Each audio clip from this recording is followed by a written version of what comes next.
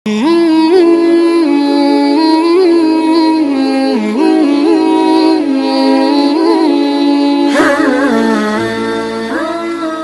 kelola hartanya burung yang alim.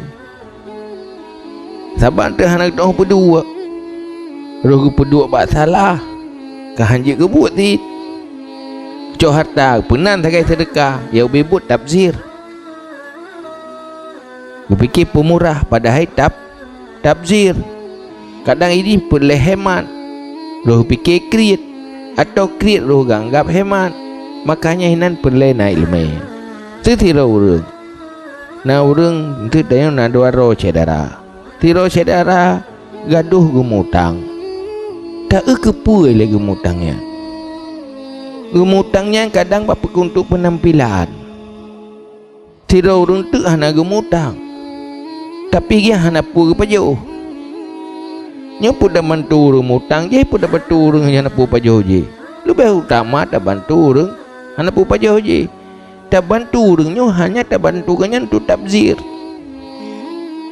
Ganyan mu masalah hudip karena mubazir. Jadi semakin tak tampung ketabziran ganyan semakin hana pulih-pulih tabzir. Mesti menang contoh je. Tak lebih hebat orang yang je, yang hemat je. Iganya dia nak mutang dia hana pu pajo.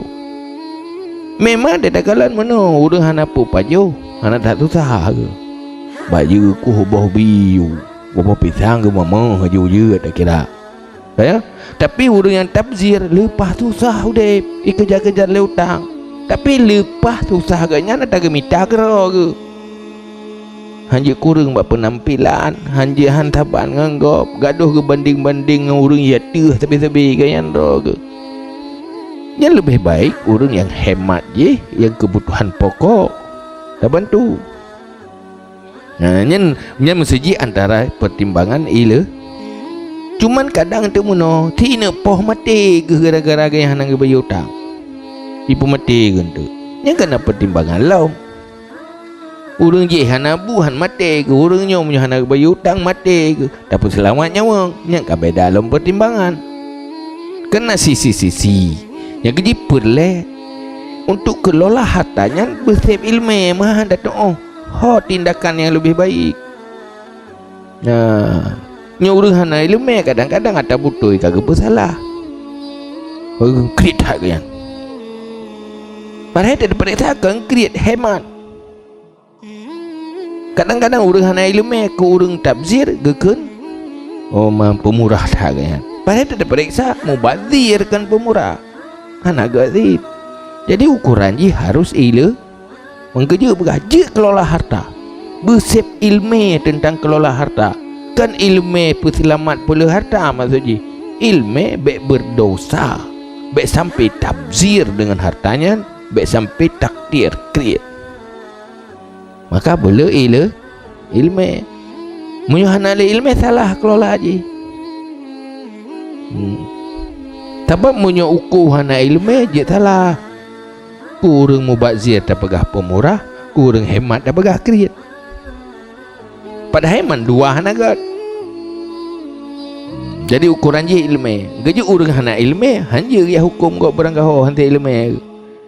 Dengan perasaan je harus mengukur benar dan salah, benar ilmu. Nah ilmu. Dia benar ilmu.